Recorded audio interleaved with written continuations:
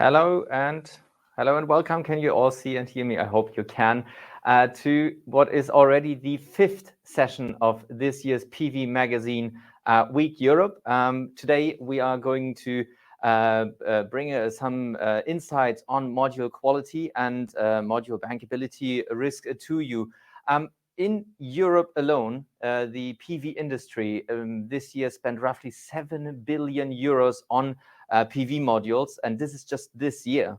Since 2016, it was around 77 billion euros that were spent, and there's probably that number until the end of the decade is going to rise to 110 billion more or less. So this just gives you an example of why the quality topic is really important. PV is no longer a niche product. It's really becoming a critical infrastructure, the backbone of the electricity supply in Europe, but also elsewhere, of course. But with that scale, there comes a certain responsibility. The PV systems that we build now, they are replacing really the coal power plants, the old energy industry, and the countries, the industries, or they really need to rely on these systems' availability. And that's why quality matters. So today we are bringing this topic center stage. And we're not just talking about it from a technical point of view, but we're also looking into the risk in financing, into the bankability of these types of projects. And we also want to explore some regulatory dimensions. Let me give you a short rundown of what our goal is today. We boiled this topic down to mainly two problems or two main failure modes that we see in the industry today. That's UVID, UV-induced degradation on mainly N-type TOPCon modules, a big problem that we've seen in the last, give or take 15 months, maybe it's 2 years. And there was a lot of action, a lot of talk, a lot of topics that we've also covered here at PV Magazine. And there are probably some updates to bring for the industry, how to handle and mitigate that risk. The other topic that will be covering today is hail and glass breakage. That also continues to be a problem in the industry, or something that can be solved, but it needs to be addressed. Yeah, what are we doing today? Our goal is to understand the mechanisms behind it. We want to have an insight into the tests that can be done. And we will also want to see what the manufacturers can do, to what levers they can pull in their machine rooms to lower these associated risks with UVID and hail. We also want to see later on here on stage what insurers and investors are doing, and also what research is currently working on to help the industry navigate through these risks. And we also want to see what the industry realistically can do now, and not just one day. So let me give you a brief outline of the agenda today. At first, we want to do a field case on UVID that will be presented to you just any minute now. And then we have insurance perspectives brought by Julia Moser from Munich Re. We will also listen to and get insights on what manufacturers can do to mitigate UVID risks. And also we want to see and hear some comparative studies on the research on tests, on how to test for UVID. We will then pivot our focus onto the hail topic, where we get insights from lab testing from PI Berlin, and we will then head into our panel discussion on the hail risk. So that brings us to our first presentation of the day, and this is, I said so, it will be a case study on UVID. It will be brought to you by Yongsheng Ku. He's the Chief Operating Officer and co-founder of Quantified Energy. Yongsheng brings with him more than a decade of experience in the PV industry. He holds degrees from Cornell University and also from the National University of Singapore. And he's also previously led research teams at the Solar Energy Research Institute of Singapore, CERES. And today he works with autonomous drone inspections. And he will show us a case how his autonomous drones have identified UVID in the field, and also how then the defect was confirmed and claims for remediation were made. Yongsheng, thank you so much for joining us. The floor is yours. Good afternoon, everyone. Thanks, Myron, for the introduction and having me here today. I'm Yongsheng from Quantify Energy. Okay, so today I'm going to share our field experience with TopCon UVID and walk you through how drone EL is used to support warranty claims. Okay, so a quick introduction to Quantify Energy. We are a Singapore-based deep tech company focused on solar asset inspections and analytics. We operate, the teams come from Solar Energy Research Institute of Singapore at National University of Singapore. Today, we operate across multiple regions. Our core solutions is autonomous drone EL mapping and quantitative EL analysis. So the tools has been used to support key milestones throughout the PV life cycle, from COD, DLP, warranty claims, insurance claims, and technical due diligence. So TopCon is now the major PV technologies in the market. Recently, UVID has become a very hot topic. A lot of recent work has focused on the indoor testings and characterizations. Today, I would like to share our observations in the field through our large-scale EL inspection. You can see here on the right are some of the inspections we have done. So since 2021, we have inspected more than 4 million solar panels using drone EL, and over 2 million of them are TopCon modules. So we have seen PV plants with ranges of severity, with most of it, thankfully, we inspected has no issue. We do come across some of it with low to moderate level of dark cells, and some sites we have seen a large majority where they have a severe dark cell signature. While these patterns are not conclusive on their own, but when we combine the field EL with controlled lab testings, we are certain that these are the UVID related degradations. Okay, so let me share one real case studies from a utility scale PV plant. It was built in 2023, and after 1 year of operations, the owner observed a noticeable drop in the energy yield. A third-party inspection agency were then engaged to perform a detailed assessment. They found that there is no problem with the inverters or the balance of systems. A drone thermography was also performed and showed no hotspots or any thermal anomalies. So the owner then engaged QE to carry out a full site drone EL inspection. From the EL imaging, we immediately observe a widespread dark cells across the PV plant. You can see here on the right. And we send some samples modules from the field to the accredited lab for the IV measurement. And from the flash testings, the module shows we have seen some UVID initiated metastability behavior, where the power increases with every flash until stabilizations. You can see here the EL images on the bottom right here. You can see that the EL images is very dark before stabilizations, and after stabilizations, the excessive dark cells disappear, right? So hence, to remove the metastability issue, all the modules were UV stabilized right before the IV measurement. And for these projects, we have noticed a power drop of 5%. And since this has degraded beyond the warranty of 2%, the warranty claims was initiated. The PV plant owners and the module manufacturers agreed to replace the modules based on the number and severity of the dark cells pattern identified in the EL imaging. And from our experience, drone EL is a reliable tool for identifying UVID in the field and to supporting the warranty claims. So That's all. UVID is just one of the many examples where EL has proven its value at scale. If you would like to know more about our field experience, I'm happy to share more.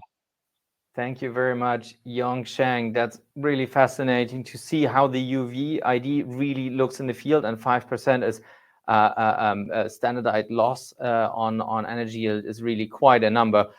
Let's bring that into the financial dimension and bring in the financial perspective. I'm very pleased to welcome Julia Moser from Munich Re onto the stage.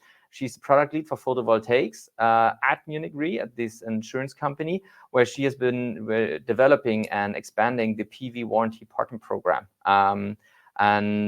This helps project developers and investors identify module manufacturers that are eligible for warranty insurance. And also today, Julia will walk us through how UVID affects performance guarantees and what insurers are observing in the age of observing in how insurance structures adapt when new degradation mechanisms emerge. Julia, thank you for joining us today. Thank you, Marianne. Good afternoon, good morning, good evening, depending on where you join from. I work for Munich Re's Green Tech Solutions team, as Marianne has just mentioned. So Marianne and me actually met at the SNEC show in Shanghai in June of this year and discussed latest developments. And I mentioned to him how the TopCon UVID topic actually affects us as reinsurance provider. This is the reason why he approached me when planning the PV Magazine Europe Roundtable with a special on TopCon technology to add the insurance industry's perspective. So in the early summer last year, the UV-induced degradation topic for TopCon modules gained traction. We see all these headlines here. As we participated in a research project together with Fraunhofer ISA in Freiburg, we received an early warning. As most of you know, some banks had actually momentarily stopped financing parks with TopCon modules altogether because there was almost some panic going on. From mid-2025 onwards, we saw different approaches to solve the challenge, for example, by using different encapsulants and surface passivation layers from manufacturers, and also the research industry found proof that maybe the first lab results were overestimating the effect compared to field performance. So why do we as the insurance industry have an issue with that?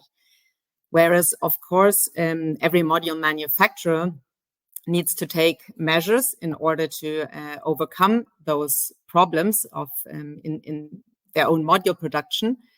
We as reinsurer have a significant portfolio of TopCon modules of different manufacturers from different countries in different development and maturity stages. So we reinsure both newcomers in the Indian market as well as established players from China. On the right-hand side here, you can see our current clients, our current PV warranty partners. So you can imagine the significant TopCon exposure that we actually have in our books. When I say we have it in our books, I should quickly explain what we actually insure. So what is PV warranty risk? And nowadays, all modules are sold with both a product and a performance warranty. The standard in the market is a performance warranty of 30 years, which means that if modules do not perform according to this warranty, they can be claimed for the manufacturer.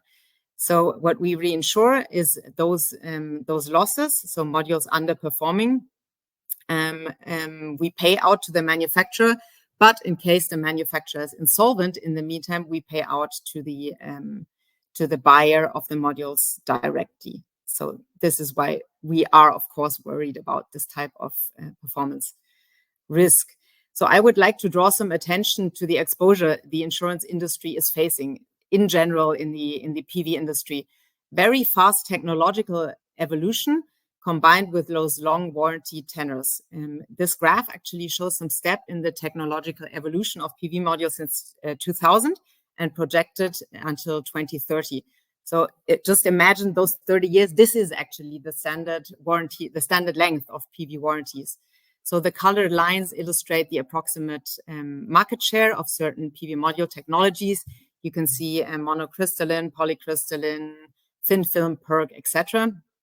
And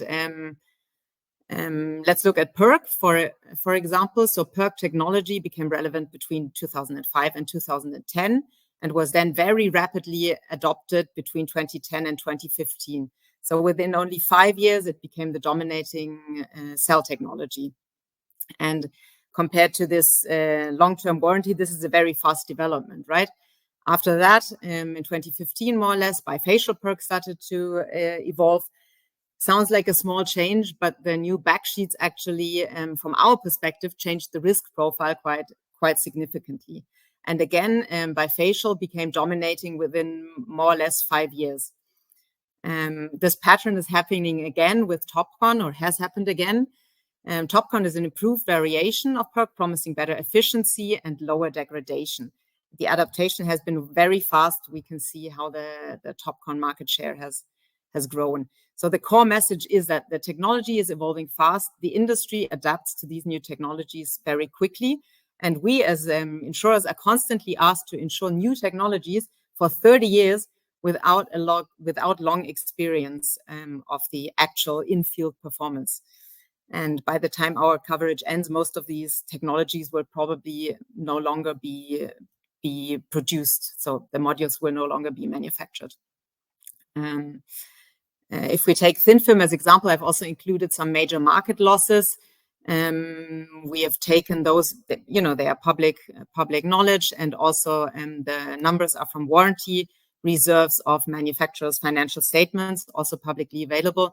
So we can see that there have been a number of insolvencies, a number of large market losses, because evolution actually never goes smoothly. We have seen a lot of failures, and we will also continue to see them.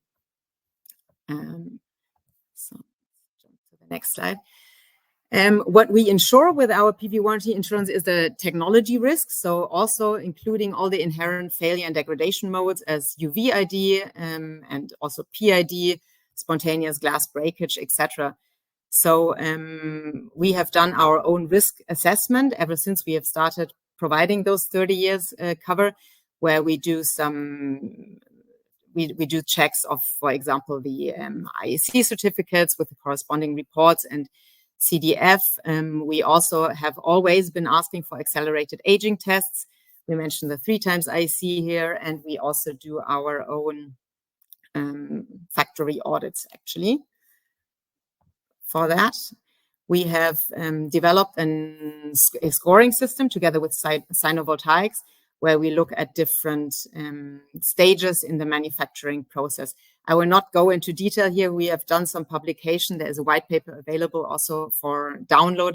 If you're interested, just let me know. But for today, how has our risk assessment changed, taking into account UVID for TOPCon? So what we have done is, I've mentioned before that we have asked for extended IEC tests. We have adapted what we asked for UVID. It used to be UV45. Now we ask for UV60, and we've also specified the testing protocols. For example, it has to be done on the front side, and we have added some further specification, as you can see here. In addition, whereas so far we have focused on actually auditing the module manufacturing sites, we have added inspections of cell production. So especially for TOPCon, we now, together with the ISC constants, we also audit the cell manufacturing lines in order to decide whether or not we insure someone. So to summarize, thanks to early warnings, thanks to our close link to the research community, we were able to react quite quickly. Already in mid-2024, we actually tightened our underwriting and due diligence process and introduced UV60. We are noticing that this additional requirement is seen quite positively across the industry. That's the feedback we get from project developers, banks, and investors. And by enforcing those stricter standards, we do not only protect our own portfolio, but we also bring added value and reliability to the PV industry. If you have any further questions, just let me know. And yeah, thanks a lot for your attention. Thank you very Back much, to Julia. Marian. Thank you very much, Julia, for giving us this insight and showing us also what you do to do the factory audits, and this gives a hint at that this problem is mitigatable. Let me call it that. Further upstream, which leads me to our next speaker. Yeah, did you want to say? No, I said fingers crossed. Fingers crossed. Thanks, well, Marian. Yeah, thank you very much. Let's shift our view a little bit further upstream then and see what the manufacturers are doing to mitigate the problem further upstream and also pass the muster of Julia Moser. Klaus Hofmeister, this is our next speaker. He's the product marketing manager at Trina Solar, and he holds a degree in physics and micromechanical engineering, and he started his career in the semiconductor industry. And today he's been active also in the PV industry since 2009 and joined Trina Solar in 2018. Today, he focuses on connecting product design, cell architecture, and the bill of material with long-term module reliability. And he will talk us through exactly the steps that Trina Solar is undertaking to mitigate the UVID risk. Klaus, the stage is all yours. Thanks, Marian, for your kind introduction, and welcome to the audience of behalf of Trina Solar in Europe and all over the world. Thanks for joining the session. Yeah, I will give you a little bit of an insight of the manufacturer's view on the UVID topic. I mean, UVID, I think the first time I was more or less confronted with this topic was in 2023. And this was the first, let's say, shock for the market that we can see, okay, we have moved to TOPCon technology. TOPCon is getting more prominent in the industry. And suddenly there's a new degradation mechanism which might kill the, let's say, the products. But anyhow, nevertheless, the point is that we all know what UV irradiation does with us as well. So not only the modules might suffer, but also we as a person. We all know if we expose our skin too long to the sun, it either turns dark and at the end it gets sunburned. And something similar happens to modules when they are not protected against UV irradiation. And what we do on modules, and I want like to simplify this a little bit, we put a little bit of sun cream, as we do for our skin, on our cells to protect the cells against UVID degradation. So what is the mechanism behind it? Of course, we are looking at the spectrum, and the spectrum, please focus on the left side, is the UV part of the solar spectrum, which is reaching the Earth, our ground. And we are talking about especially the UVA, but mostly the UVB. So the short wavelengths irradiation with the high energy photons. And that is causing the trouble. And we have to protect the cell surface with different countermeasures in order to be able to reduce the defects created by the high energy photons. How do we do that? First of all, what happens? The UV irradiation hits the module surface. It goes through the anti-reflect, or let's say the anti-reflective layer and the passivation layer, and hits the silicon bulk material. What happens there? First of all, the high energy photons, they can crack the chemical bonds, and hydrogen is released, so hydrogen ions that can start diffusion. What at the end is left over are defects, so defects which are then recombination centers, and that is the effect partially, let's say, which describes the degradation mechanism. All other than that, of course, the interface layer, the original passivation is damaged, and that also creates additional defects in the bulk material. So that overall is the effect which is caused by the high energy photons impacting on the cell. Besides the fact that we can do protection on cell level, we also include the protection in the encapsulants, and both measures together really contain the problem on the long run. Well, How do we do an efficient cell design? Trina has developed its own iTopCon technology, and Trina is most likely not very known for that. Let's say that we have been doing TopCon technology for the last more or less 10 years. So in 2015, Trina has established its first TopCon production line and manufacturing line on a smaller scale. But since then, we have continuously developed the process and improved optimized the protection and the TopCon technology. Well, the key lies in the passivation stack on the front side of the cell. And by designing a proper passivation stack with all the layers which are included, we can reduce the impact of the high energy photons, and we can, of course, limit the damage done to the interface layer and to the passivation itself. How is the passivation done? I think there is no secret behind it. The passivation stack is mainly contributed by a silicon nitride layer and an aluminum oxide layer. This passivation stack has to be optimized for both layers, not only one or the other. It has to be really optimized in terms of process control, uniformity, and then we can assure that the degradation effect is limited to a certain number.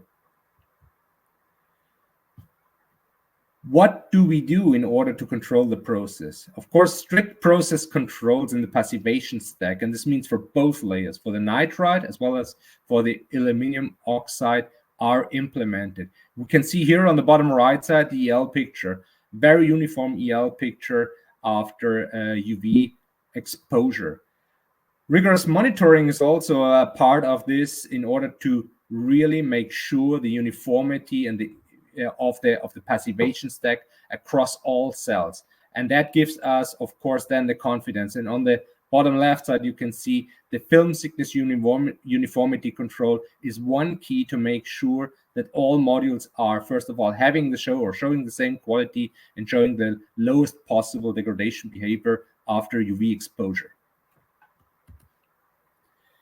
How do we confirm that this is all working, what we are actually intending or what we are applying to our cell processing? We can see here different field testing included in China, done by a certified external party. In this case, it's CGC, China General Certification Center. We have done a full year cycle and compared N-type TopCon products versus a conventional P-type product, and we were looking at the degradation. So we could see a monofacial module degradation for our N-type products of around 0.8% for the first year. So that's a relatively good number and shows that the protection, let's say, actually works on the module level in real-time or real-life application. And that's key for us. Not only the testing in laboratories with UV exposure is the key for the overall containment, but I think the proof is given in the real-life application.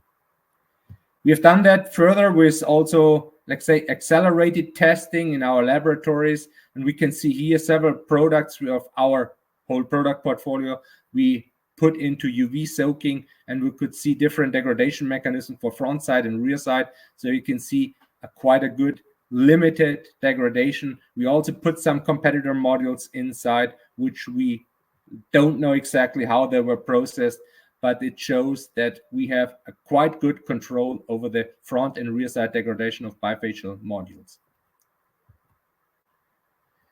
Then there were other third-party UVID testings done in China as well. So we can see different levels of UV exposure. I think the critical, let's say, checkpoints are UV60, UV120.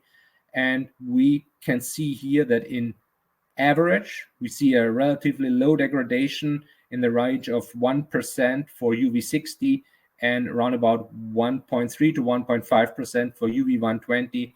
Those are extremely good value, even if we can see that the spread of the different, let's say, tested modules, and we had about 100 different modules or even more than in this test field, and it shows that the spread with the longer UV exposure gets wider. I think this is a natural behavior, but I think this is giving a lot of confidence that technology can be contained, that we are able to do proper, let's say, measures on the cell level, but also on the encapsulant level to protect the modules against UVID degradation on the long run. And I think nobody needs to be afraid that UVID is a process killer or a technology killer within the TOPCon industry. Thank you very much. That's my summary. And if there are some questions, feel free to ask. Thank you. Thank you. Thank you very much, Klaus, for giving us this insight into the manufacturing halls of Trina Solar and how you are addressing this issue. What I'm asking myself, and what maybe many of our viewers are asking themselves right now, is how widely used are these mitigation mechanisms right now in the industry? Is it something that we've really seen all major tier one module manufacturers do already, or do you think there's still the risk of a significant share of TOPCon modules in Europe right on sale right now that don't incorporate these steps? I mean, Marian, there are two things to have to consider. First of all, the measures, or let's say the measures which can be taken to prevent or to reduce UVID are known in the industry. How much, or let's say how many of the manufacturers really apply them in a proper way, I can't really tell you. I can only speak for Trina Solar in this case. And we have, let's say, 100% applied to all our products and all our manufacturing lines, those countermeasures. We really take control of the passivation of the front side contacts. We really make sure that we have a uniform layer deposition of both aluminum and silicon nitride to make sure the performance across the module and across all cells is given. So I cannot speak for all the others, but I hope and I would wish that everybody's doing it. Then we, let's say, don't need to talk about this problem in a few years anymore. Let's not hope and wish. If you're in the business, if I'm in the business of actually buying modules for millions and millions of euros, is there something I can do or look out for specifically to verify that these steps have been undertaken during the production process?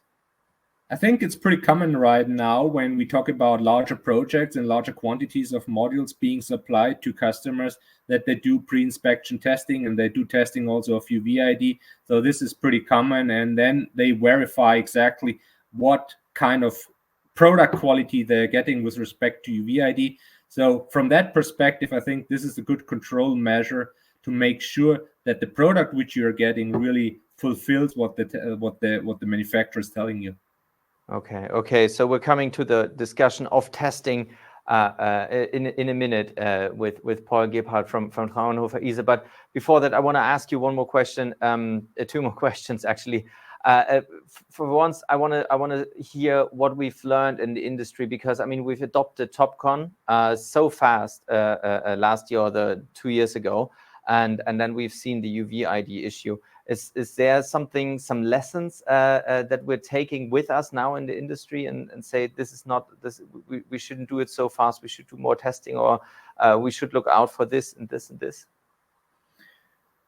Well, if I look back, and I've been 15 years now in the industry, and with almost every technology we introduced on a larger volume scale, we had some degradation issues. And yes, we can, let's say, create more awareness. We can do more testing upfront whenever we introduce new technologies. The question is whether with all the testings and potential, let's say, devices and issues or devices and measurement equipment we have, can we really prevent that we cover all potential degradation mechanisms which might occur with a special technology nodes? When we're looking forward to HJT, maybe even to tandem cells, we might even face different technology mechanisms or degradation mechanisms, when hopefully we can cover them before really the volumes go into the market. And that is something which the R&D community hopefully is working on, to make sure that whenever we introduce the next, let's say, mass technology nodes, that we can cover them upfront before it really hits the ground and the market and the field. Okay, so risk was always there and will always be there. Maybe the difference is really what type of investors are nowadays getting their hands into the solar industry. Maybe 10 years ago, 15 years ago, it was very dedicated, more solar experienced solar investors, and nowadays it's more of a mainstream investment product. And when things happen, the panic can get out of hand. You just mentioned tandem cells. I wanna know what your take is on this after learning this UVID lesson and making this experience. Do you think there's any type of delay in the commercial adoption of perovskite tandem cells into the wider market? I know it's still a few years until that will be questionable anyways, but do you think now with UVID we've pushed that further into the future? I don't expect it that perovskite and UVID might be, or that UVID is pushing out the introduction of perovskite tandem layer cells.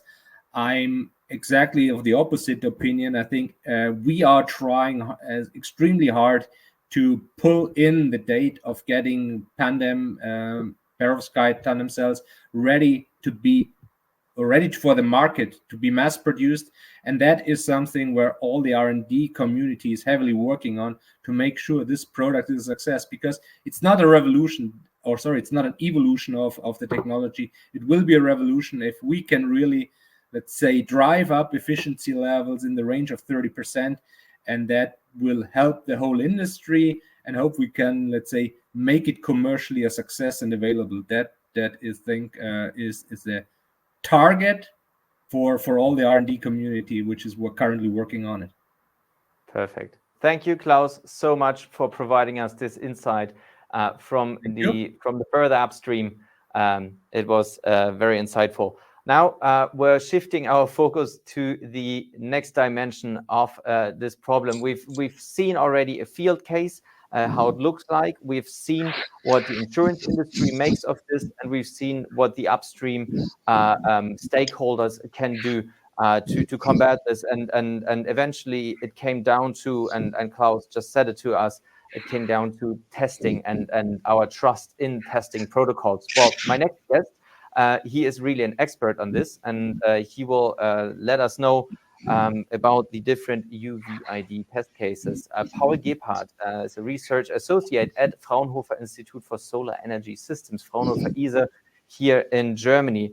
He studied material chemistry at the University of Münster, and he's completed his PhD there in 2016. And he joined Fraunhofer-ISE in 2017, where he has become a part of the Department for PV Module Characterization and Reliability. And his job there is to research on improving test methods and modeling approaches to better really evaluate the real world module reliability. And today he will bring to us two important questions. How do current UVI test methods compare with what we actually see in the field? And which methods work, and where do others fall short? Paul, I'm all yours, and everybody's listening.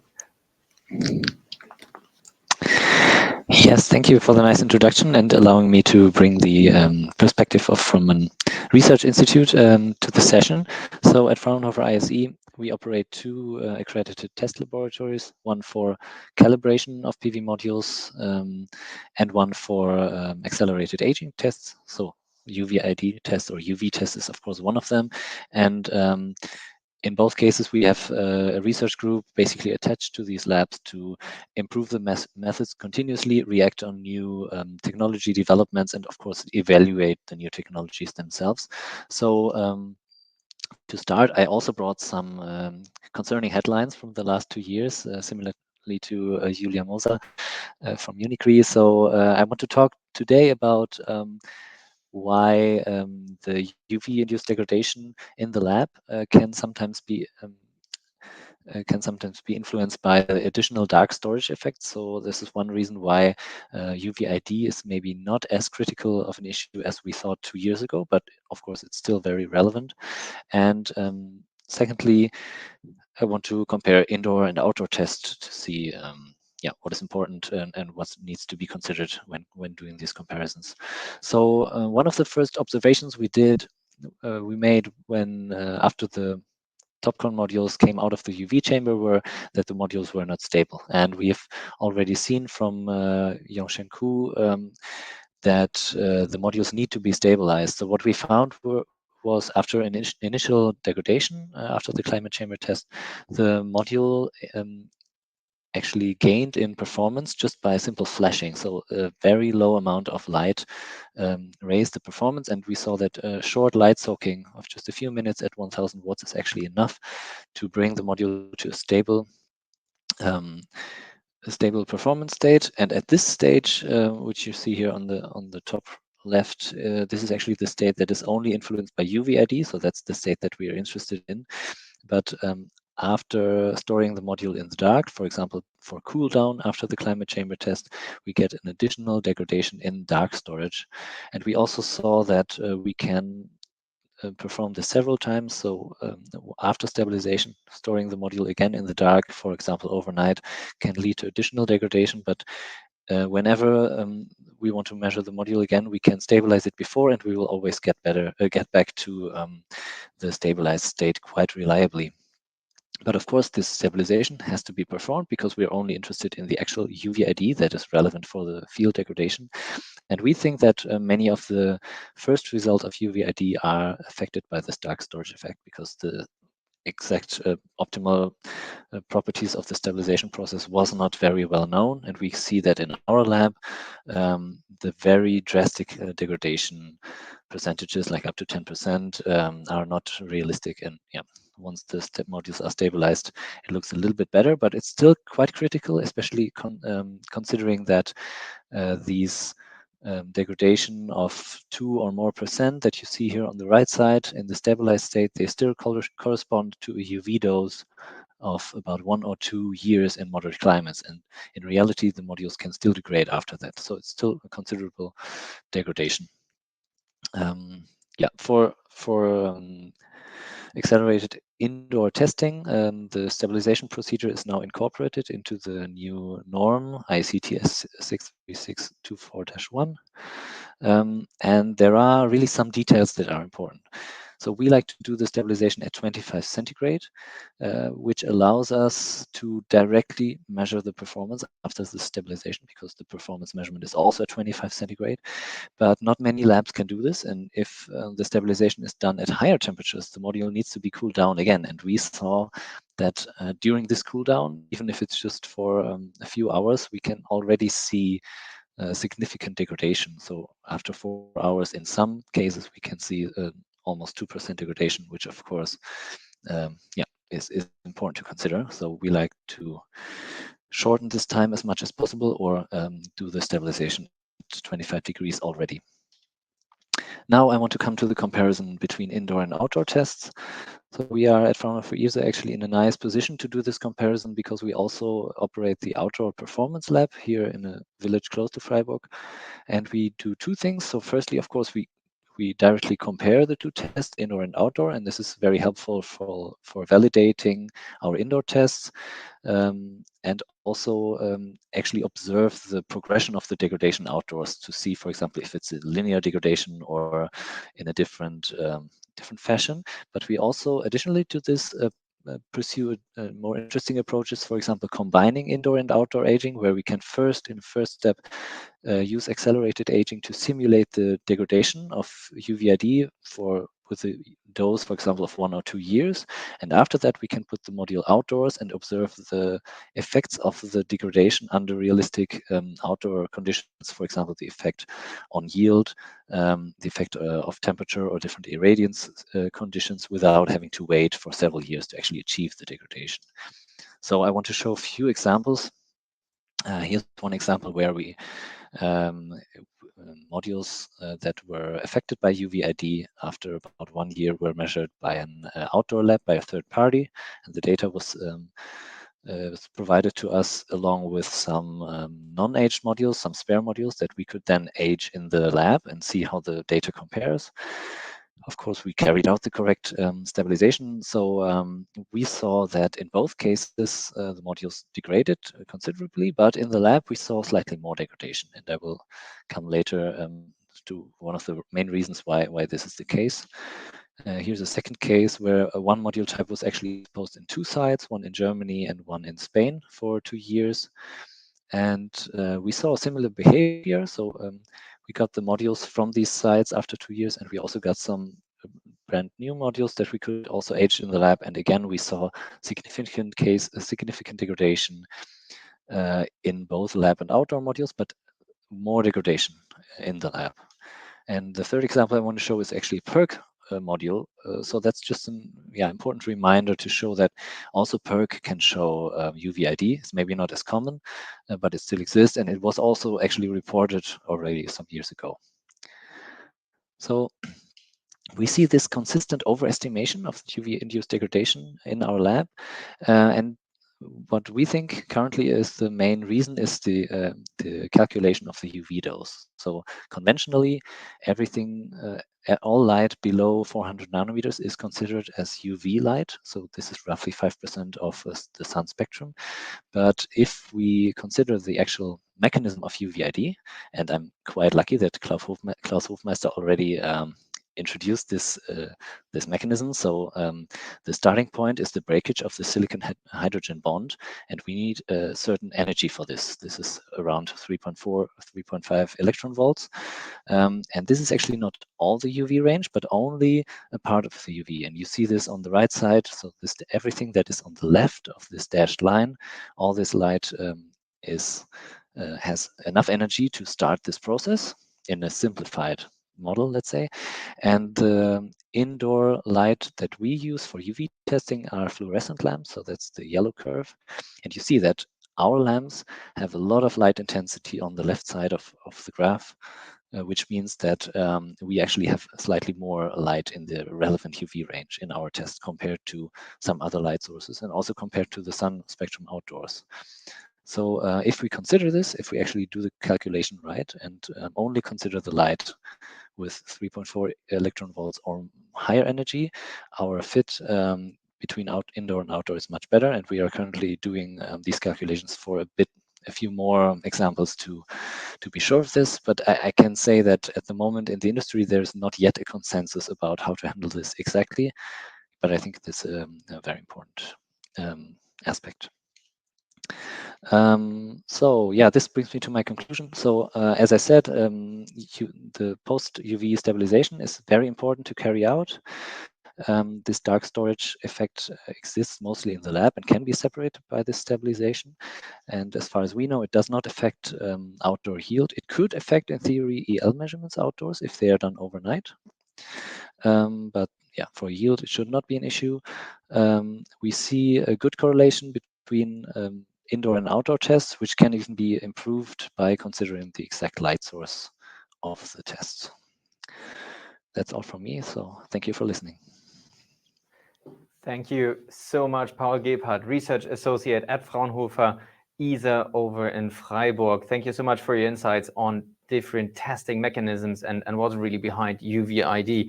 That concludes our segment on UVID, and I think we've comprehensively and completely covered this topic, and it's not an issue anymore. No, of course not. It's going to be an issue, and you can read here and here in PV Magazine also about any new developments with regards to this failure mode.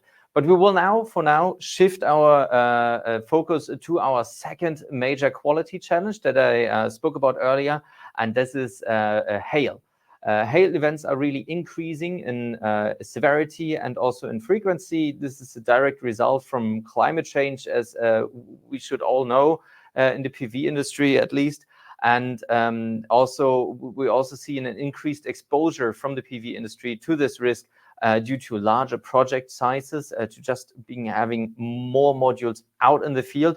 But maybe there are also some mechanically reasons behind it of how modules today are designed. Well, that brings me to my next speaker, who's had a look at this.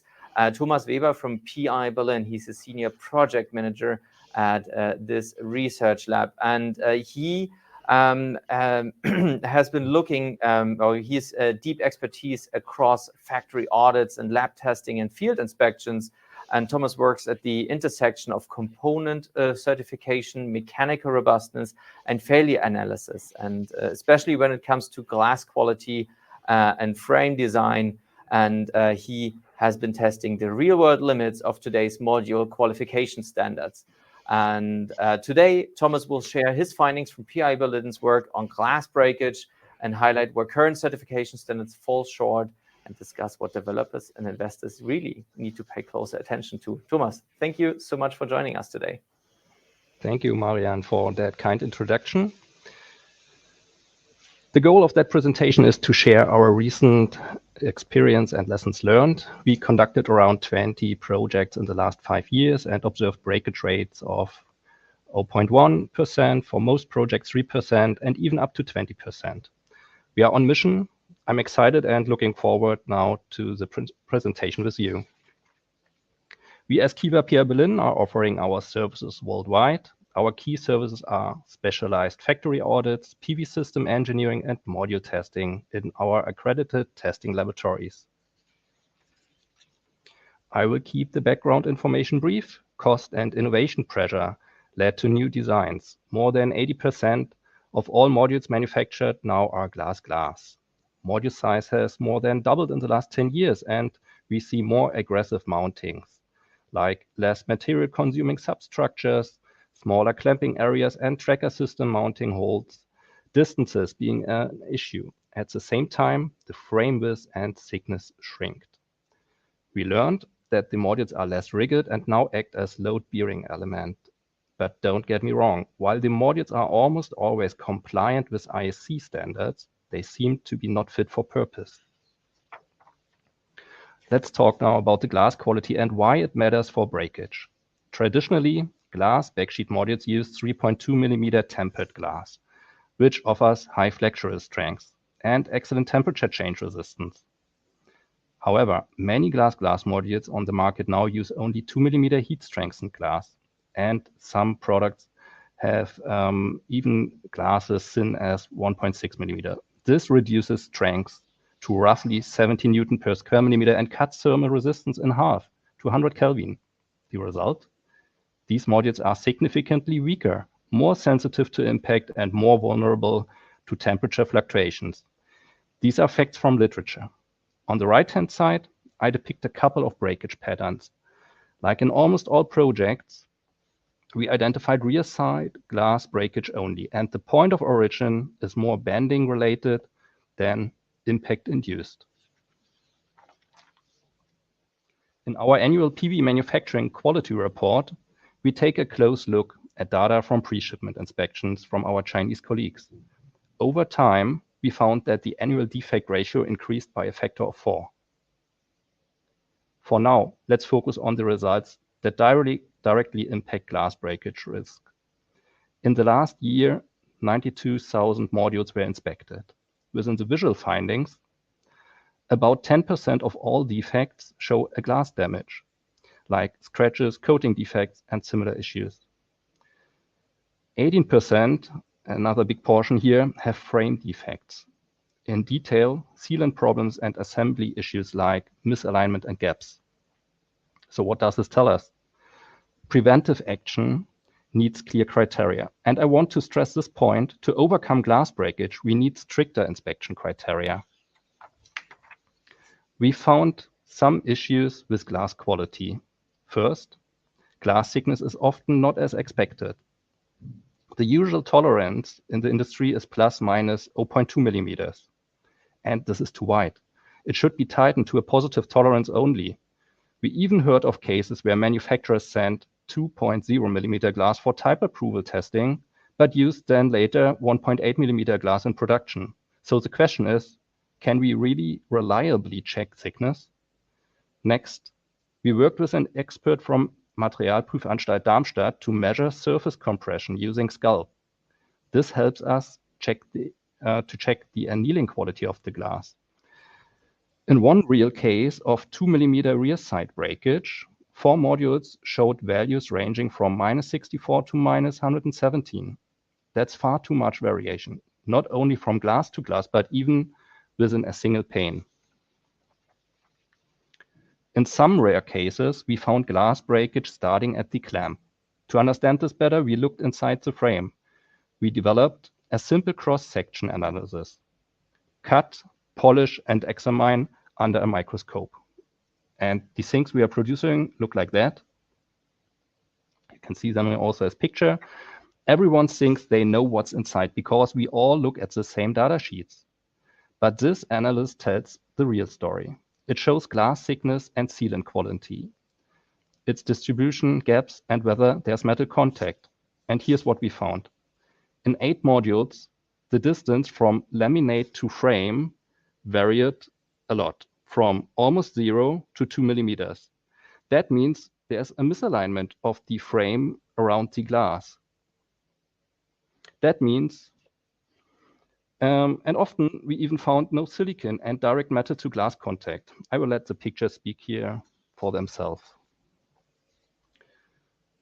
We also have lab results from our sister company Pewell in California. In their module reliability scorecard, they specifically test under a mechanical stress sequence. Last year, they found that 20% of builds of materials experienced broken glass or frames, 20%. And 40% of manufacturers had at least one failure during the testing. Now let's look at our field results. They match what we see in the lab. One major issue is incompatibility between modules and mounting supports. In one project, breakage rates reached up to 20% because of missing support. The module rail was too short, with mounting points only 200 millimeter apart on a tracker system tube.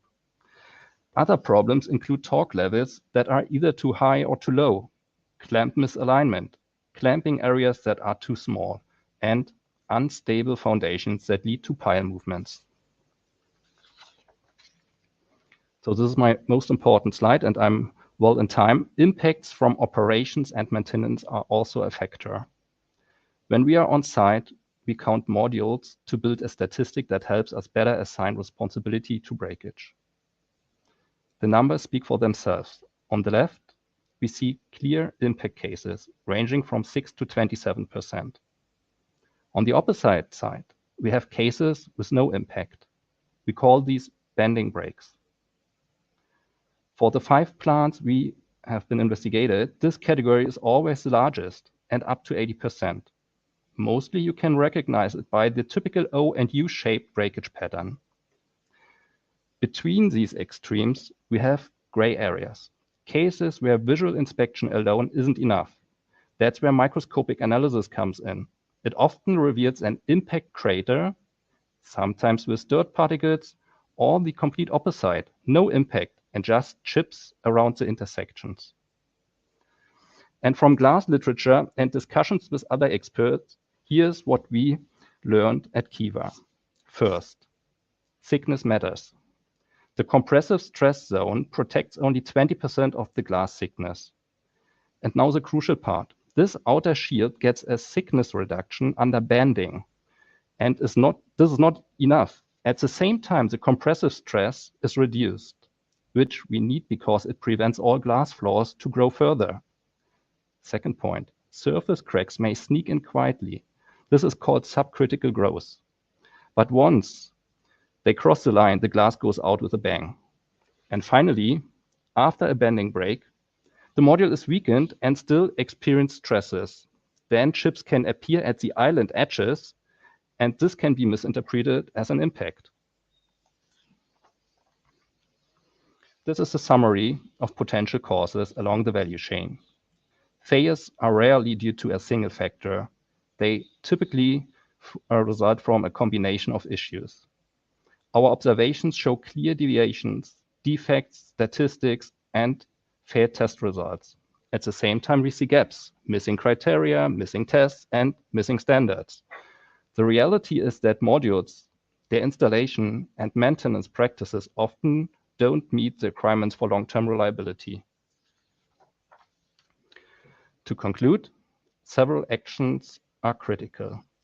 First, O&M teams must be aware of the risk of stone impact. Second, construction and mounting practices should strictly follow the installation guides. Third, glass has actively become a load-bearing element, yet design processes don't reflect this.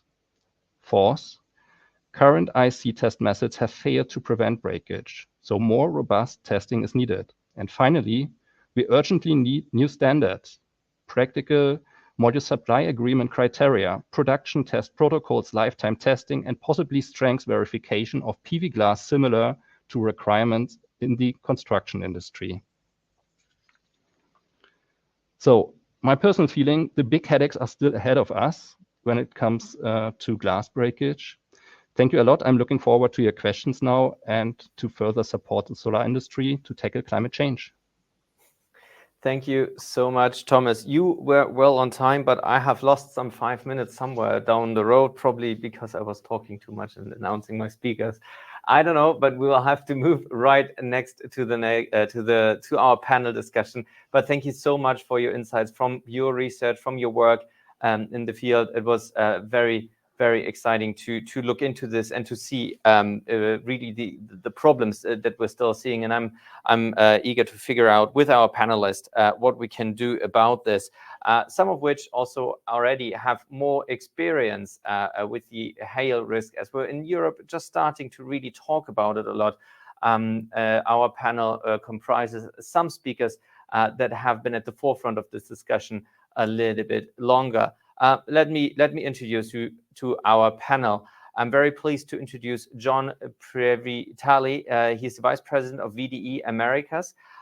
He brings more than 20 years of experience in the solar industry, having worked in development, operations, and asset management, as well as engineering and finance.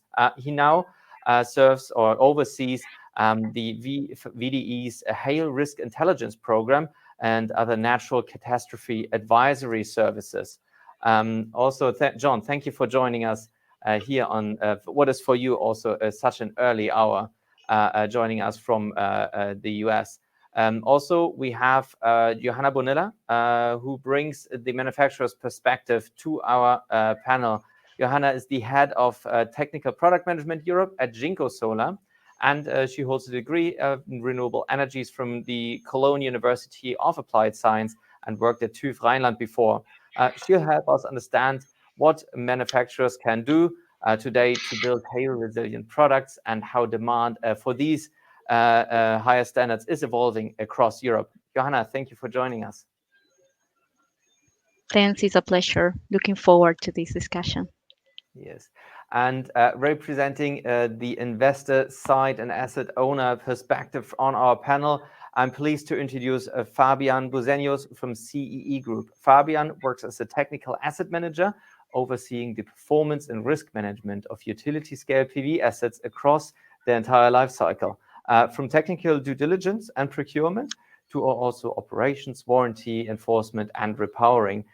Before joining CEE Group, Fabian worked as a technical expert and inspector, carrying out PV yield assessments and construction monitoring. Fabian, thank you for being with us today. Hi, and thank you for having me. Ooh, we have some sound issues on your side. Hopefully, yeah. Can you hear me? Yeah, there's some snare or some screeching noise from your microphone coming.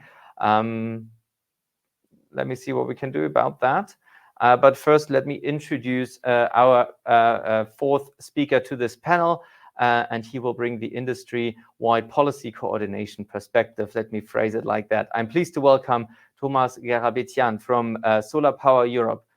Thomas led Solar Power Europe's activities on research and innovation, and including the management of the Secretariat of European Technology and Innovation Platform for Photovoltaics, the ETIP PV platform that we know. He also oversees Solar Power Europe's work on lifecycle quality and on skills development in the PV sector, and he's helping shape guidelines that link technical robustness with long-term sustainability.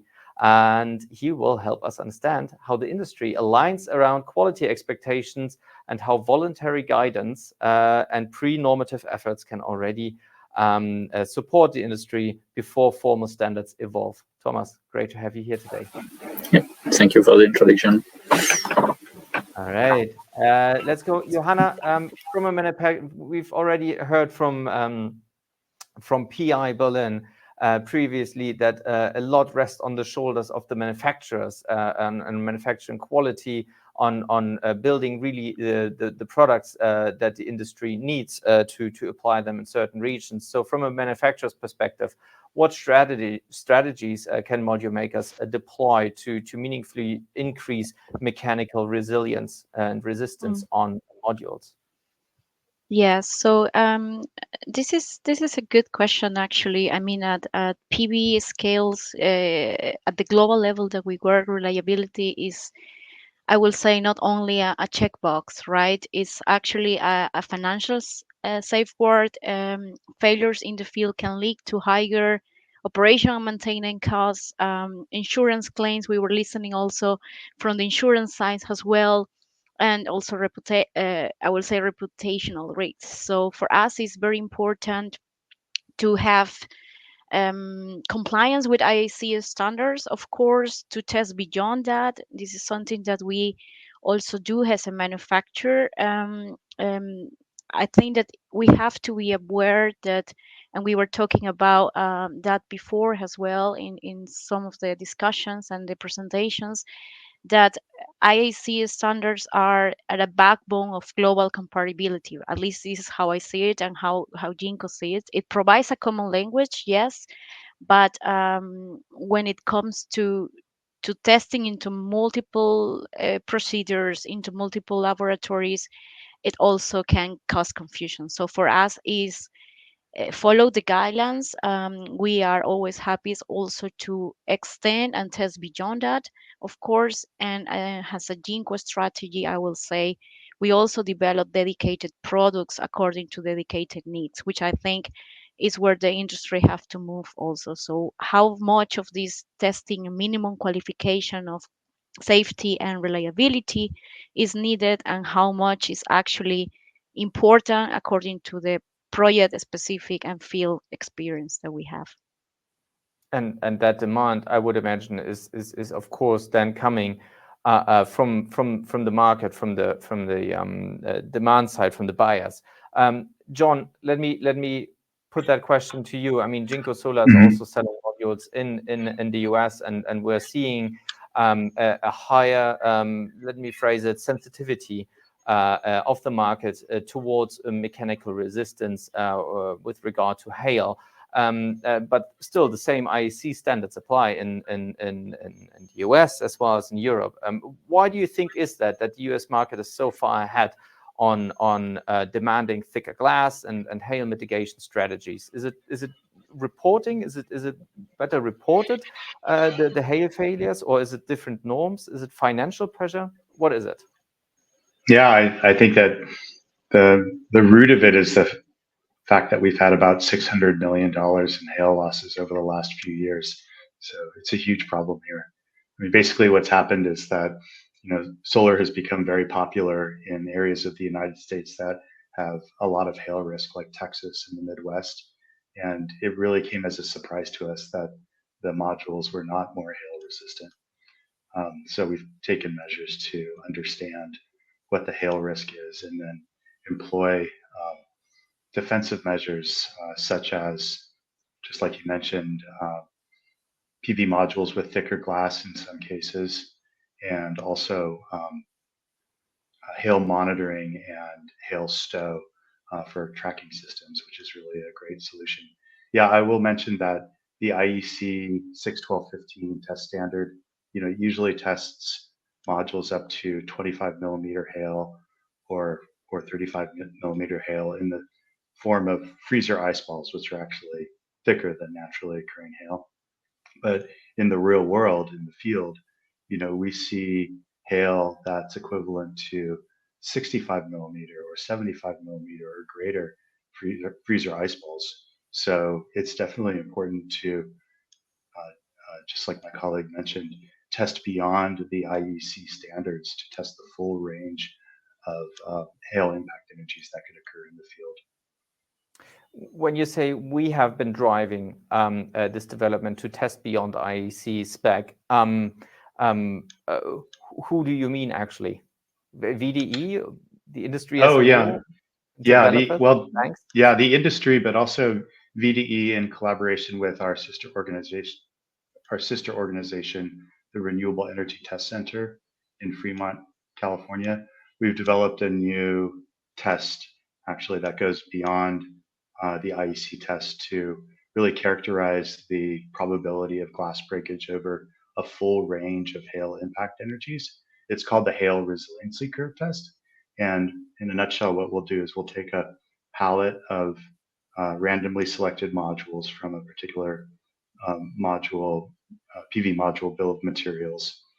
And then we'll test each one of those modules using an increasing kinetic energy level, using larger and larger freezer ice balls shot at higher and higher velocities until each module breaks.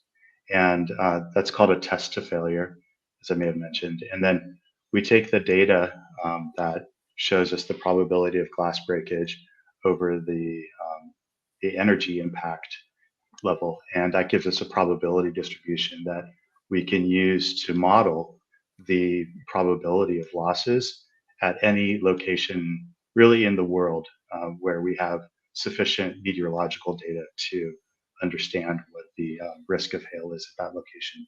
We'll combine met data with those hail vulnerability curves that we create. Already a bit on the solutions side, but let's take a small step back here.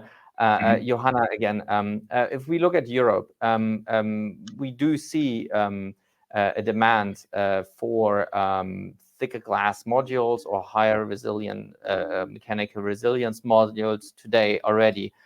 Who's driving that demand from your view? Mm-hmm.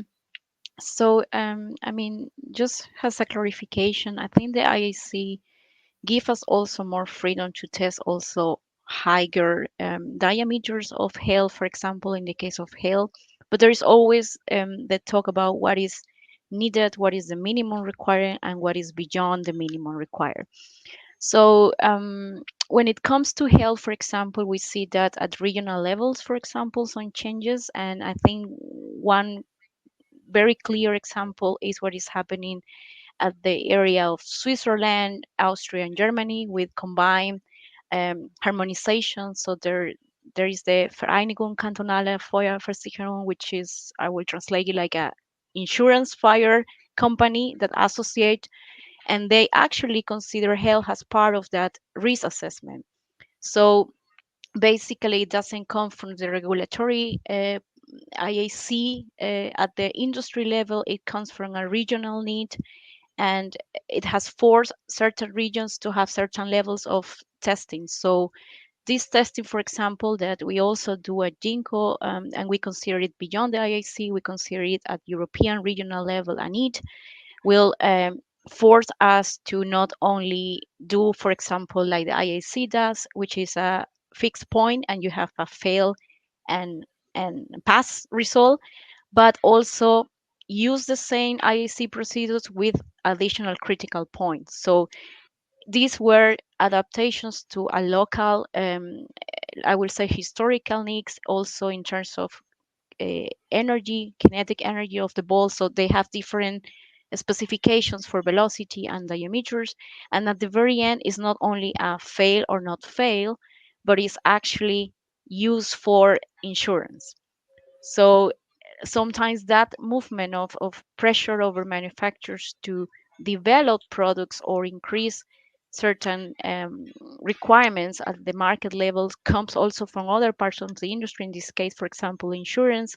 And I was commenting also previous when we were discussing about the potential topics. Actually, at some cases, the experience of installations like what John mentioned happen in USA bring also this new requirement, even if it's not a policy or an IAC standard. So we see has a driven, could be experience, could be the insurance part, and I will say the failures, the historical failures will bring also more requests for us as a manufacturer. Okay, let's put it to well, yeah. Thank you very much. And of course the IAC allows to I think it has 4 or 5 different hail classes that can be tested for, with different velocities of ice balls and different diameters. And I think we always test for class 2 in Europe. That's like the standard test, and that's the 20 millimeter ice ball at nearly 100 kilometers an hour. I'm not entirely sure, but let's hear from Fabian. I hope we can hear you quite right now, and you can hear us.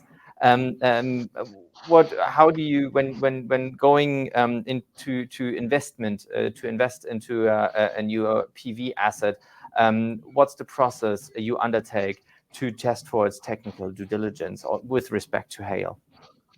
Yeah. Can you hear me better now? Yes. Perfect. Wonderful. Okay, great.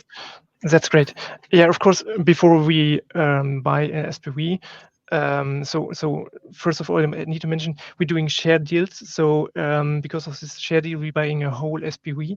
And when we buy a whole SPV, we have no right, so to say, to change any of the components. So when we want to acquire an SPV, we running our due diligences like technical due diligence, insurance due diligence, bank due diligence, commercial due diligence. And for the technical due diligence, of course, we having our external technical advisors, which runs a huge list of themselves. So checking if the layout is correct, is suited for the region, checking if the components are suited for the region, if they all check the standards and all the the tests, if they have all passed and have all the quality certifications in place. And of course, also the bank has some requirements, and we as CE as well have now over the years a long list with requirements we want to check or we check of ourselves to assure that we acquire a good quality product which is suited for the region. So, but with like 600 million US dollars in damage in hail damage in the US alone, wouldn't that be an argument to advise your lenders to not invest in a certain solar project into solar assets, as this has become a too risky of an investment? Or do you simply not see that risk in Europe yet? So we are until now very lucky that we had no event when it comes to hail, but I think it's because mainly of the region we operate. So we have roughly 1.5 gigawatts, which is distributed in North Germany, Mid Germany, some of South Germany, and this is 70% of our portfolio. And some are in the Netherlands and Denmark, and some very few are in Spain. So I think we are not in the high-risk regions like Italy for Europe or Texas. So up to now, we have no experience, and luckily no conditions from banks or from insurance side which says that we have to go for components which can withstand those hailstorms.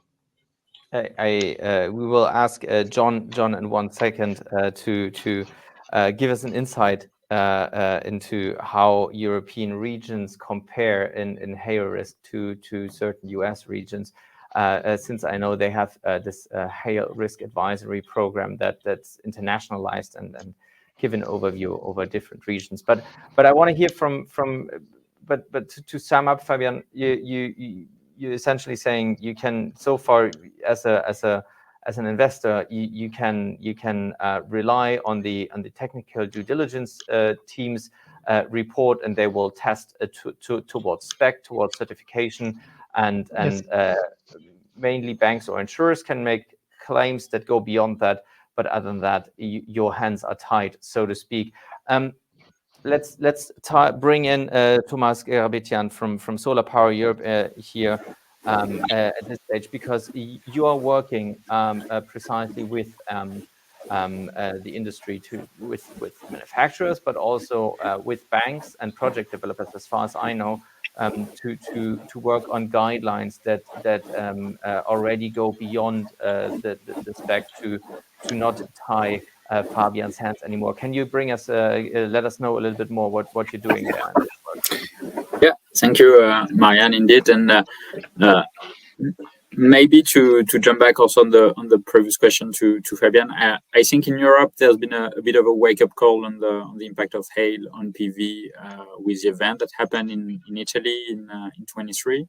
I think it was in the mind of people around here that hail was a risk, but the risk is a bit hard to feel until it really materialized. And there we already had quite a large scale event, which we could really feel.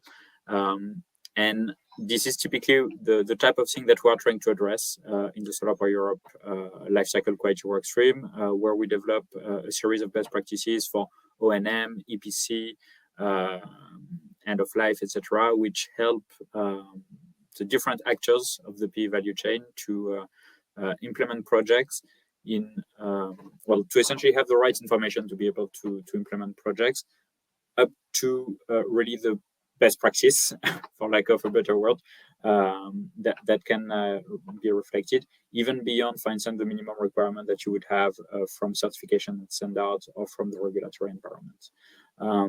This is really a need that emerges from essentially the industry itself, which see that we have a sector which moves very fast and changes in technology, in what actually are the good practice to mitigate risk, but also more generally improve the availability of your plant and down the line, the profitability of operations is not always something that can be reflected by the regulatory framework or even standards. And so it is quite important to come together and agree on what we should be striving for. Currently, indeed, we are in the process of updating our guidelines on EPC. We're also coming up with guidelines on technical due diligence, which will both be released at the Solar Quality Summit in February. And these documents, they are notably here to include a bit some of the new risks that we have seen and provide some guidance to help different actors across the value chain to understand how they should address these risks in the various stages, and also to help stakeholders which are not necessarily directly involved in PV to understand what they should be careful about. So that's typically relevant for the insurance, for instance, or the financial sector. Is it possible that you can let us know a little bit concrete what guidelines with respect to hail you've published already, or you're working on already, like really in terms of glass thickness or pressure resistance or hailstones? How large, big of hailstones have you shot at modules or something? Is there something like this? This is still being discussed. How we are addressing this. Unfortunately, I cannot give too much more details about what will be published.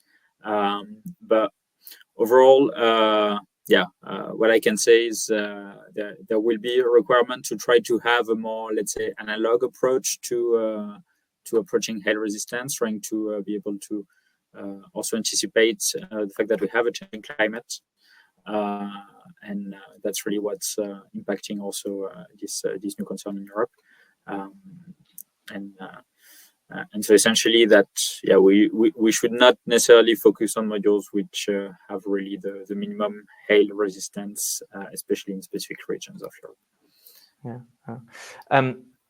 John, I announced it before I asked Thomas that I wanted to hear from your side what your take on hail risk comparability from the US, from the hail belt. I think that's Texas, but also Nebraska, and then going up to Idaho.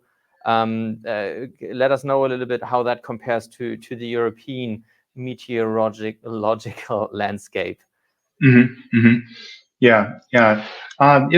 similar. So we recommend hail monitoring and hail stow and hail risk assessment for virtually every state in the United States east of the Rockies. We use a criteria that is a 100-year return interval for a hailstorm of with a hailstone of at least 45 millimeters or greater. It's called a DMAX, maximum diameter. That's our criteria. And if you apply that to Europe, it looks like most of continental Europe, warrants hail monitoring and hail stow for trackers and hail risk assessment. there are some hotspots, as was mentioned, that are similar to Texas. So Italy, also the coast of the Balkans, and then in eastern Spain, starting in Valencia up into the Pyrenees. Those are some hotspots that are equivalent to Texas. Also Sicily and part of Sardinia. Okay, so quite some regions are as bad as we see in the US, whereas in the US already more is being done. Johanna, I want to ask you. We heard a little bit earlier that the pressure is there in the US definitely, and the manufacturers can respond. But what we hear is that let me sum it up. Let me try to sum it up a little bit. Manufacturers say better products can exist and we can deliver them, but they're not being bought. They cost extra. Thicker glass costs extra. Thicker frames cost extra. And the developers simply will not pay for that extra money, for that premium. And the developers say, well, we can't buy them without the lenders giving us the money for the premium products. And the lenders say, well, we don't see why you should spend money outside of the norm and of the spec. And now the blame game starts, and the blame is being passed around until we can blame the normative committee, which takes 10 years to find a solution. How can we break this cycle? What's your take from a manufacturer side? How can we break this cycle? Well, this is a common phenomenon, but I think I mentioned it before. Quality should not be a luxury, but still we see at the current industry levels, from the manufacturing perspective, a huge challenge with the pressure that we have, like you mentioned, for reducing price, to bring every single cent actually lower so that it makes sense to invest in solar. Well, I believe that we are used in other industries to actually see the hidden value of those quality costs. So I think that our industry somehow will move towards that. I really hope that, because for the health of a sustainable industry, we need that as well. And the efforts goes from both sides. So from the manufacturing side, we always try to implement quality steps at production level, bringing them to as minimum of the cost. Nevertheless, in terms of material, just a real example like the glass, if we increase the thickness, there is an implicit increase of suppliers and prices. So this is something that will be reflected. On the other hand, I think these industries are very competitive prices, and the efforts to lower are going also at the same rhythms that the needs are going. We should just not compromise quality over that. So this is something that I like to say, and all these defects that we discussed today, hail, UVID that was mentioned before, and we haven't touched this in the panel, for me are not catastrophic failures modules, but a quality differentiator. So for example, for me, from the bankability side, we should see these proper protocols, these proper IACs as quality differentiators. So this is where we try to trigger the industry. It's difficult because we have the pressure, especially when it comes to investors. The pressure comes very to Fabian is smiling already. It comes to lower the price, but it actually pays back. So I think that the hidden risk of quality is something that have a price and should be paid. And on the other hand, of course, the standard quality and the minimum quality should not be a luxury, have to be, as a manufacturer, something that we give for granted. And on top of that, we have the risk-based designing also, I think, that should be applied for modules. So regional levels of modules that are stronger and resilient for certain demands, and those products are also, will be a specific one. So our mainstream should have a minimum quality, not considering it a luxury, but we also have to differentiate those dedicated needs, and they have for the investor a value as well, because it's a value over time. So we mentioned it briefly at the very beginning. So climate change is actually there, and we see it with East Europe and other regions that are coming with specific needs, and we need to serve those specific needs with specific products, so no mainstream products. So this is what I see is a challenge. We put efforts in lowering production prices, but we need to also educate the market, I would say, and give the value for quality as it is needed for the industry. Okay, Fabian, now we spoke about the role of the investor a bit again. What would you need in your role to make the CE group a little bit comfortable in saying we're only investing in stronger modules, at least when it comes to certain markets, as we heard, east of Spain, the Balkan coastal lines. These type of regions, we're only going to invest in higher premium resilience modules. What would you need to be able to be in that position? I think it's a challenge for us as an asset manager to always find an optimum between economical calculations and the technical details. So in the end, we need to have a certain return so that our products, our products for our investors are attractive. So I think as long as we can mitigate the risks to the insurance companies, and the companies not demanding any more hurdles or not demanding higher level in testing like we have today, then for us as an investor, it's hard to invest more money, except we are aligned with our investors that we say, okay, let's invest more money to have a higher quality product, or no, that sounds not right. So a product that can withstand harsher environmental conditions than we have today. I think this will come in the future, even when those challenges kick more in the hopefully not near time, but I think in the next decades. But I think we are driven mostly by the bank and by the insurance companies. All right. I have to look a little bit more on the time, but I want to hear from Thomas if he thinks that a European, do you think a European hail classification system that respects regionally specific hail classification system could emerge outside of the IEC to find a quicker solution, a quicker fix to the problem? I would expect indeed that we can get to quicker practices essentially outside of IEC, because this was discussed. IEC provides some tools to test for more resilient modules, etc. Obviously, we know that across the industry we have an overall quality problem in equipment due to the fact that we are in a market where margins are challenging for most stakeholders. So this is obviously an issue that needs to be addressed.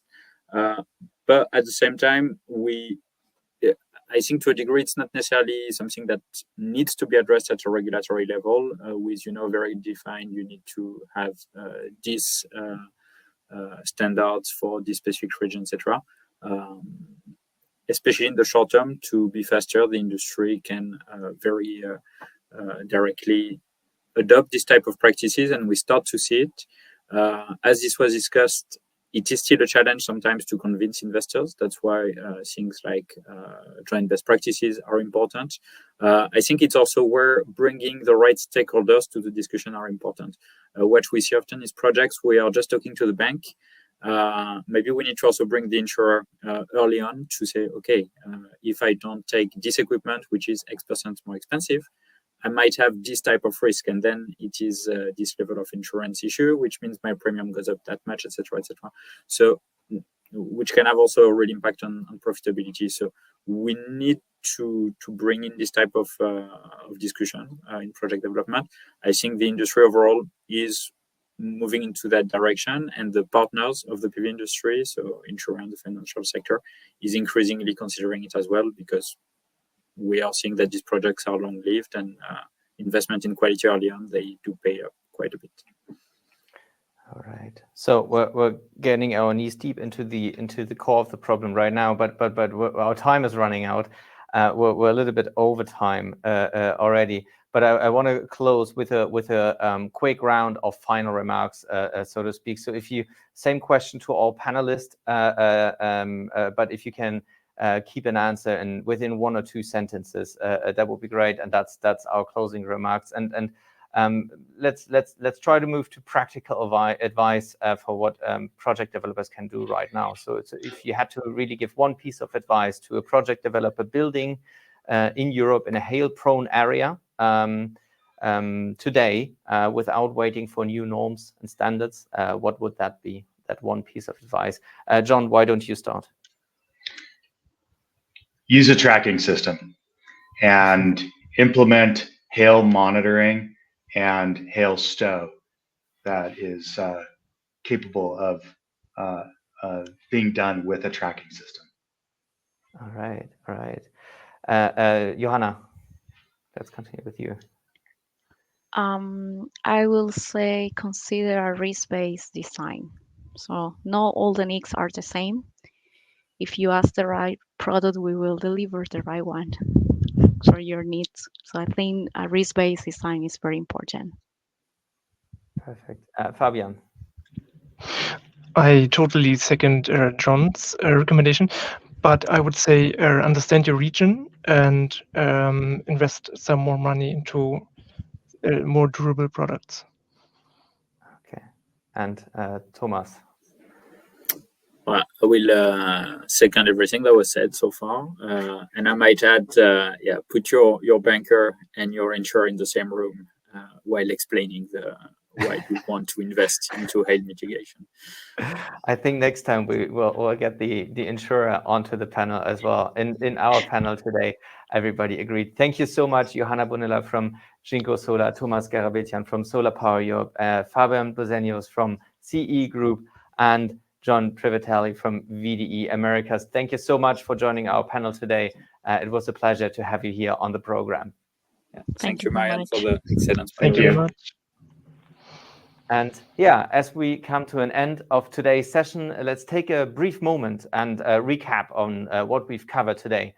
We began with a real-world field case and UVID detection on an operating plan. And we really saw how the degradation revealed itself, not just in the lab, but out in the field. And we also saw how the asset performance dropped. We moved from there into the insurance perspective, and we understood how performance guarantees on the module manufacturer are actually evolving as new degradation mechanisms emerge with new technologies that are introduced into the market. And we saw how Munich Re really captures the risk, but also manages the risk and reacts to these new technologies. We then swam a little further upstream to the manufacturing side, and where we saw how cell passivation and BOM choices and process control really determine whether modules are resilient or vulnerable to UVID. We then heard from Fraunhofer ISE, who helped us to take a little step back and look at testing methods and their real-world adaptability or applicability. And we found how we can bridge the gap between qualification standards and field behavior. And eventually we pivoted today towards hail and the growing relevance across Europe. And that's what we heard right now as well. We explored how mechanical robustness and certification gaps and financial incentives shape this conversation today, really. I want to thank all of our speakers and panelists for the clarity and expertise they brought to our session today. And also a sincere thank you to our partners who made PV Magazine Europe this year possible. That is our lead partner, Create, that you can see there, but we also had Huasan, Ginkgo Solar, Scholz, and Trina Solar featuring as a platinum partner here for this event. And also a big thank you to our gold sponsors. I also want to take the time to thank our events team. A special shout out for their hard work behind the scenes, for all the logistics and coordination and speaker support. making everything run smoothly is not an easy job, and they worked incredibly hard over the last weeks to make this possible. Yeah, if you enjoyed today's session, I really want to encourage you to explore more of our work. We run a wide range of webinars, not only in English, but also in multiple other languages. I very often feature on the German platform, Speaking German. So if you happen to speak that, go check it out. We, of course, you should stay connected with us, not just by subscribing to our newsletter. That would be great if you did, but we also have a print edition in English and in German. And so we really take deep dives into technological debates or norms debates and regulations debates, the kind of technical detail you heard today in this magazine. And I can really recommend picking one of these up. Yeah, and our session here at PV Magazine or PV Magazine Europe will continue here tomorrow. In the morning, we have a battery energy storage systems session that's been beautifully curated by our energy storage lead editor, Maria Maisch. And she is heading our new ESS news platform, our ESS news website. It's a dedicated website for any type of storage news. If you haven't checked it out, go do that now. And later in the afternoon, we have another storage-focused session that's being led by our editor-in-chief, Michael Fuß. Both sessions you absolutely don't want to miss. That's it for me. Thank you all for joining us today, and I look forward to seeing you again tomorrow or at some time other place. Have a great rest of your day. Bye-bye.